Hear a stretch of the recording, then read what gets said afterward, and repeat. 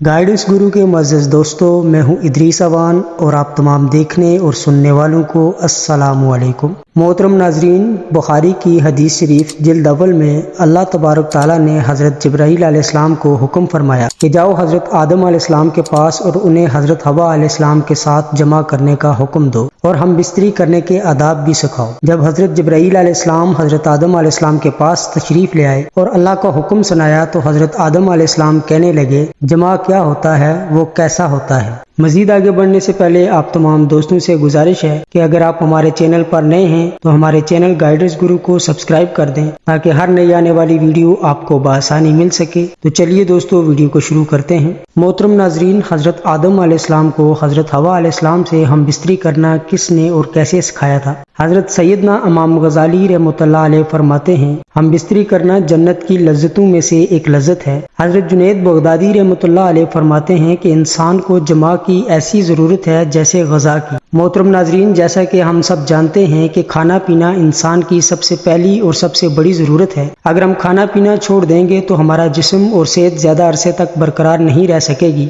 بالکل اسی طرح سے کھانے پینے کے بعد میاں بیوی کی شرعی ملاقات یعنی ہم بستری نہایت ضروری عمل ہے۔ اس شرعی ملاقات کو ہم بستری یا میاں بیوی کا تنہائی میں محبت برا کام سر انجام دینا یا جو بھی آپ نام دینا چاہیں درست ہوگا۔ جب آپ صحبت قائم کرتے ہیں تو آپ کو سکون اور خوشی محسوس ہوتی ہے، آپ بھی اپنے آپ سے پیار کرنے لگ جاتے ہیں۔ میاں بیوی کے جماع کے بعد ایسے ہارمون ریلیز ہوتے ہیں جو میاں بیوی کی خوشی کا باعث بنتے ہیں۔ جب میاں بیوی خوش ہوتے ہیں تو اعتماد میں اضافہ ہوتا ہے اور محبت میں بھی اضافہ ہوتا ہے۔ اللہ رب العزت نے حضرت آدم علیہ السلام کے بعد حضرت حوا علیہ السلام کو پیدا فرمایا اور یوں نسل انسان کی تخلیق ہوئی، جس کی ابتدا حضرت آدم علیہ السلام کو مٹی سے پیدا فرمانے سے ہوئی۔ حضرت آدم علیہ السلام کو اللہ رب العالمین نے جنت کے اندر تخلیق فرمایا اور حضرت آدم علیہ السلام جنت کے اندر اکیلے بشر تھے، یعنی انسان تھے، اور ان کی جنس سے کوئی بھی بشر موجود نہ تھا جس کے ذریعے سے حضرت آدم علیہ السلام انسیت حاصل کرتے۔ چنانچہ آپ اپنے دل کے اندر سوچا کرتے کہ کاش میرا بھی ہم جنس بشر ہوتا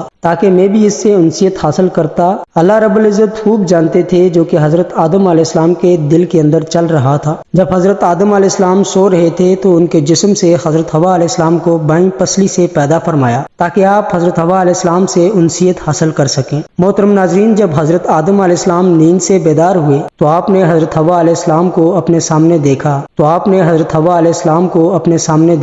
تو آپ سے سوال کیا، تم کون ہو؟ حضرت حوا علیہ السلام نے جواب دیا کہ میں عورت ہوں۔ پھر آدم علیہ السلام نے پوچھا، اللہ تبارک تعالیٰ نے تجھے کیوں پیدا فرمایا؟ تو حضرت حوا فرمانے لگی کہ اللہ رب العالمین نے مجھے آپ کی تسکین کے لیے پیدا فرمایا تاکہ آپ میرے قرب سے سکون حاصل کر سکیں۔ یہی وجہ ہے کہ حدیث پاک میں حضور اکرم صلی اللہ علیہ وسلم نے کنوارے لڑکے اور کنواری لڑکی کو مسکین قرار دیا، کیونکہ دونوں کا کوئی مؤنث نہیں ہوتا، لہذا جوان اولاد کی جلد شادی کر دینی چاہیے تاکہ وہ میاں بیوی ایک دوسرے کے قرب سے سکون پا سکیں۔ بعض روایات کے اندر آیا ہے کہ حضرت آدم اور حضرت حوا علیہ السلام جنت کے اندر خوشی خوشی رہتے تھے اور وہاں عیش و عشرت کی زندگی گزار رہے تھے، لیکن یہ بات یاد رکھیں کہ اللہ رب العالمین نے جنت میں حضرت حوا علیہ السلام کی تخلیق سے پہلے ہی حضرت آدم علیہ السلام کو ایک درخت کے قریب جانے اور پھل کھانے سے منع فرمایا تھا، جبکہ بعض روایات کے اندر اس واقعے کو اس طرح سے ذکر کیا گیا ہے کہ حضرت آدم علیہ السلام جب جنت کے اندر رہتے تھے تو ان کا کوئی غم خوار نہیں تھا، کیونکہ آپ اکیلے انسان تھے۔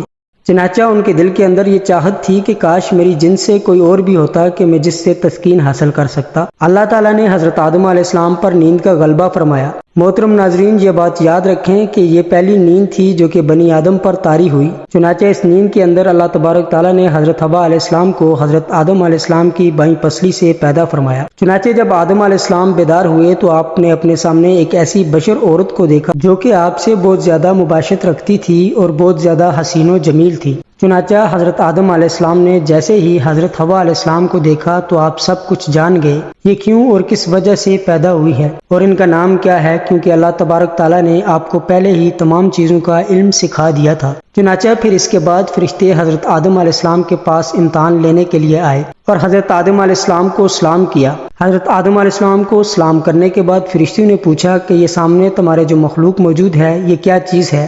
آدم علیہ السلام نے فرمایا یہ عورت ہے۔ چنانچہ پھر ان فرشتوں نے دوسرا سوال کیا کہ اس عورت کا نام کیا ہے؟ تو آپ نے فرمایا اس کا نام ہوا ہے۔ جس پر فرشتوں نے پھر سوال کیا ان کا نام ہوا کیوں رکھا گیا ہے؟ تو حضرت آدم علیہ السلام نے جواب دیا کیونکہ ان کو ایک زندہ انسان سے پیدا کیا گیا، اسی وجہ سے ان کا نام ہوا علیہ السلام رکھا گیا۔ حضرت ابراہیم نخائی رحمۃ اللہ علیہ روایت کرتے ہیں جب اللہ رب العالمین حضرت آدم علیہ السلام کو پیدا فرمایا تو اللہ تبارک تعالیٰ نے حضرت آدم علیہ السلام کی طرف ایک فرشتے کو بھیجا۔ حضرت آدم علیہ السلام کو جماع یعنی ہم بستری کا حکم دیا تو انہوں نے حضرت حوا علیہ السلام سے ہم بستری کی۔ چنانچہ جب حضرت آدم علیہ السلام جماع سے فارغ ہوئے تو حضرت حوا علیہ السلام نے کہا کہ اے آدم یہ تو بہت اچھی چیز ہے، اس کو میرے ساتھ اور زیادہ کرو۔ محترم ناظرین، اس حوالے سے اس کی کوئی سند موجود نہیں۔ یہ بعض روایات میں آتا ہے کہ حضرت آدم علیہ السلام کو جنت کا ممنوع پھل کھانے کی وجہ سے زمین پر اتار دیا تو کافی عرصے تک ایک دوسرے سے جدا رہے۔